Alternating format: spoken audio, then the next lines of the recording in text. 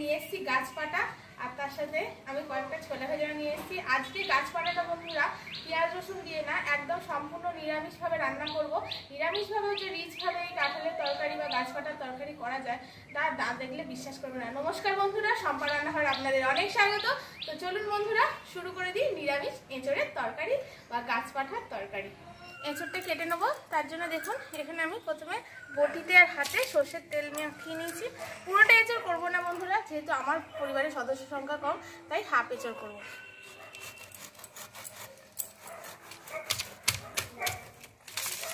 দেখুন এঁচড়টা এত সুন্দর কচি। আর এই এঁচড়টা বন্ধুরা আমাকে একজন তাদের বাড়িতে কাঁঠাল গাছ ছিল, সে আমাকে খেতে দিয়েছে। এটা বাজার থেকে কেনা না, তাই দেখুন কত আঠা বেরোচ্ছে।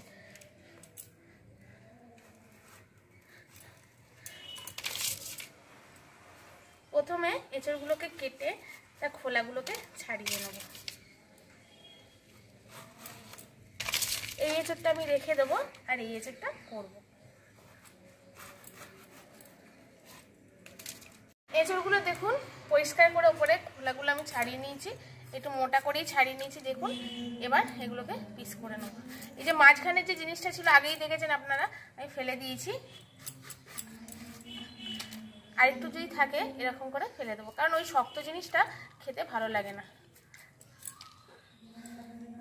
দিয়ে এরকম করে পিস করে নেব। এই সময় এঁচড় খেয়ে নিন বন্ধুরা, এরপরে কিন্তু আবার এঁচড় কাঁঠাল শক্ত হয়ে গেলে খেতে অতটা ভালো লাগে না। বেশ কচি কচি এঁচড়গুলোই কিন্তু খেতে ভালো লাগে। এরকম করে এবার সব কাঁঠালগুলো আমি কেটে নেব।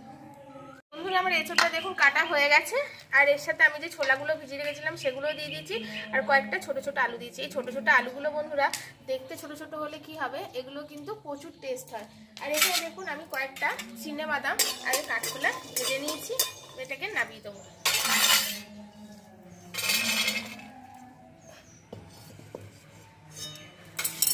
এবার কড়ার মধ্যে আমি এগুলো সব সিদ্ধ বসিয়ে দেবো। তার সময় আমি দিয়ে দেবো অল্প একটু পরিমাণে হলুদ, দিয়ে চাপা দিয়ে দেবো, দিয়ে এটাকে সিদ্ধ করতে দেবো।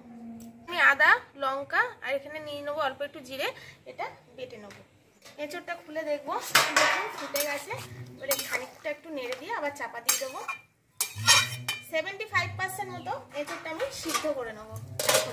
আর এখানে দেখুন আমার আদা কাঁচা লঙ্কা জিরেটা বাটা হয়ে গেছে, আর এই যে চিনে বাদামগুলো ভেজেছিলাম এগুলো খোলাগুলো ছাড়িয়ে নিয়েছি, এটাও বেটে নেবো।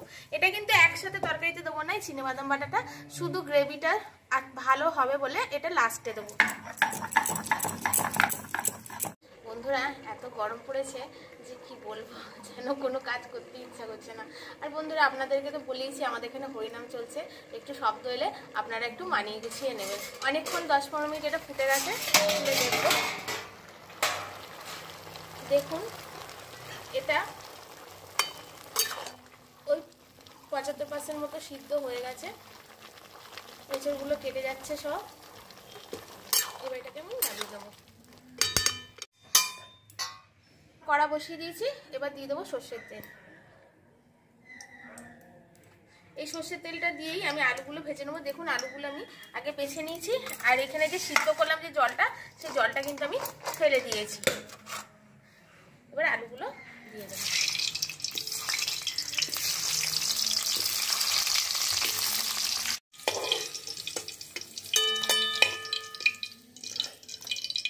আলুগুলো ভাজা হয়ে গেছে, তুলে নিয়েছি। এবার এই তেলের মধ্যে আমি দিয়ে দেবো দুটো শুকনো লঙ্কা। শুকনো লঙ্কাটা আমি ফাটিয়ে দেবো না, যেহেতু আমার পরিবারের ঝাল কম খায়, এটা শুধু ফ্লেভারের জন্য দেবো। আর দিয়ে দেবো দুটো কেটে রাখা টমেটো। টমেটোটা ভাজার সময় আমি এখানে লবণটা দিয়ে দেবো, যাতে টমেটোটা গলে গলে মতো যায়। আর যতটাই তরকারিতে লবণ লাগবে ততটা লবণই আমি দিয়ে দিলাম।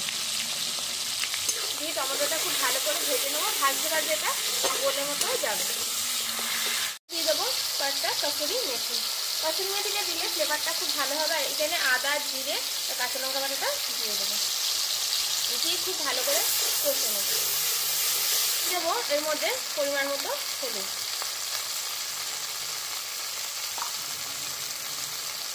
একটু নাড়াচাড়া করে আমি এই এঁচড়গুলো দিয়ে খানিকক্ষণ কষে নেব। এবার দিয়ে দেবো এঁচড়গুলো।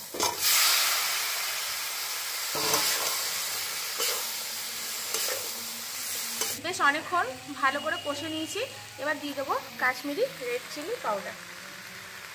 আমি এখানে বন্ধুরা চিনেবাদাম বাটা দিচ্ছি, আপনারা চাইলে কিন্তু এর মধ্যে কাজু বাদাম বাটাও দিতে পারেন, সেটাও আরও খেতে ভালো লাগবে। এটা খানিকক্ষণ কষিয়ে নিয়ে আমাকে জল দিয়ে দেবো, স্বাদ মতো চিনি। আপনারা যেরকম মিষ্টি খান সেরকমই দেবেন বন্ধুরা। চিনিটা দিলে টেস্টটা ব্যালেন্স হয় আর খেতেও বেশ ভালো লাগে। এবার আমি এর মধ্যে জল দিয়ে দেবো। যেহেতু আমি তরকারিটা খুব ঝোল করবো না, রসা রসার মতো করবো, তাই এরকম জল দিলাম। দিয়ে এবার এটাকে ধিমি আঁচে ফুটতে দেবো।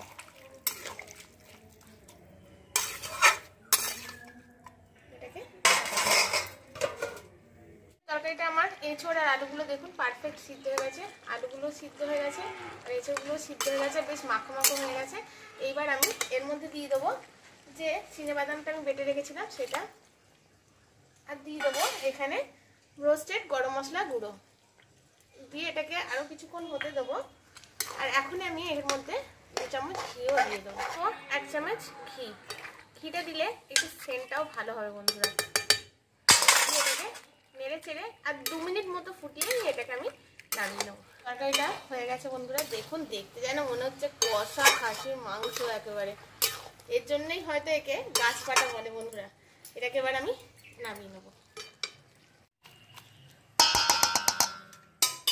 দেখলেন তো ঘরোয়া উপকরণ দিয়ে কত সহজে নিরামিষ রিচভাবেও কিন্তু এঁচড়ের তরকারি বাড়িতেই সহজে বানিয়ে নেওয়া যায়। আপনারাও এরকম পদ্ধতিতে অবশ্যই বানাবেন, না হলে কিন্তু এর স্বাদ বুঝতে পারবেন না বন্ধুরা। আর দেখুন এঁচড়টা এত ভালো ছিল বন্ধুরা, কীরকম গলে গেছে দেখুন, একদম পারফেক্ট গলে গেছে।